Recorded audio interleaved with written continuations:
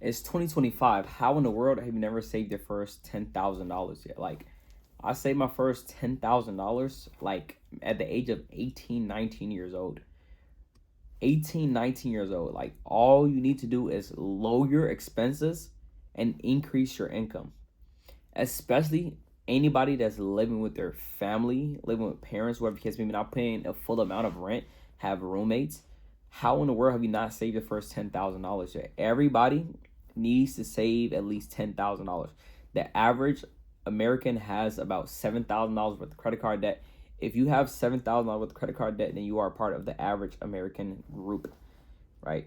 If you have $7,000 worth of credit card debt, you are part of that group. You need to get out of that credit card debt because of the interest, right? Now, if you're making a ton of money and you have, debt, with you have debt, you accumulate a lot of debt. That's good debt. At that point, I consider that as good debt, right? But if you have bad debt, you're not making a lot of money and you're spending your money on bad spending habits. So literally, like you spending money on entertainment, right?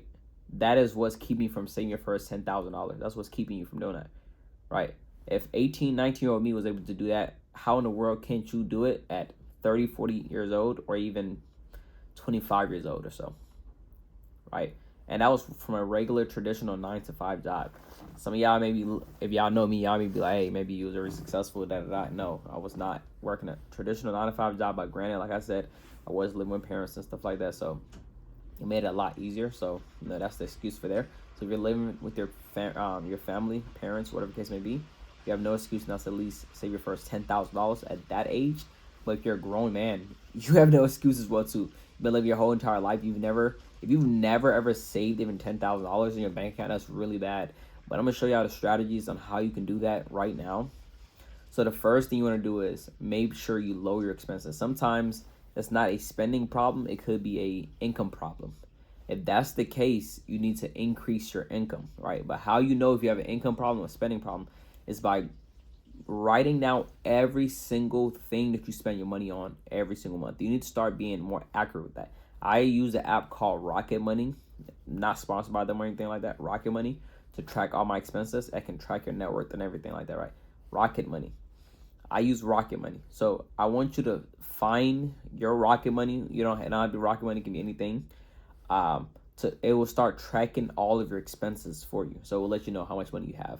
And liquid, how much cash you have liquid, like across all your bank accounts. You can connect all your accounts across your credit cards and everything, all your assets, and it'll also let you know how much debt you have. So your credit cards, once again, will all be connected, so it'll let you know how much debt you have. Add all up your expenses. You can even do a spreadsheet. You can literally do traditional pen and paper, write it down. Look at your bank statements, look what you're spending money on, and write all that down. And then look at how much money you get on a weekly basis. If you get on a salary, then you already know how much money you're making on a monthly basis and a yearly basis.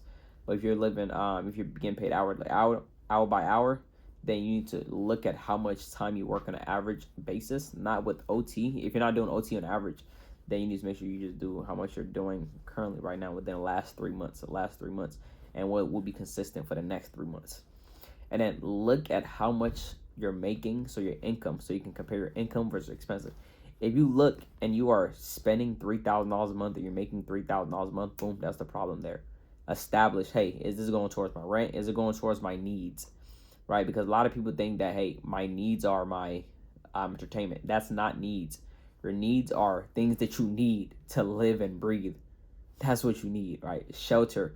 You need water, food. Those are all needs. And you can throw electricity and stuff like that too, because these are all things you need in order to survive, right? Those are your needs. Your wants are entertainment, extra travels and stuff like that. Hey, I need to relieve stress off of me. Yo, chill. You are in debt. Like, get out of that, right? Sacrifice at least. Some people are just lazy. Like, oh, I need to relax, go to the club and stuff. Like, you broke. You ain't got the money to go to the club. You ain't never going to get out the position you're in now if you don't actually take action on getting your expenses down. You will never ever get to the position you want to be. Like, that is the worst feeling right there, living paycheck to paycheck. Now, that's why I personally, decide to just get more income streams and stuff like that, and find something else that I can make a lot more income. But even if you have the habit of having bad spending problems, it doesn't matter how much income you make. If you have a spending problem, you will always spend more than you're making. Like, that's by far what it is. It doesn't matter how much money you make. If you have a spending problem, though, right? If you truly have a spending problem, you spend all your money, you will always spend more money than you're making. If you hear laughing, ignore that. That's my girl. Ignore that.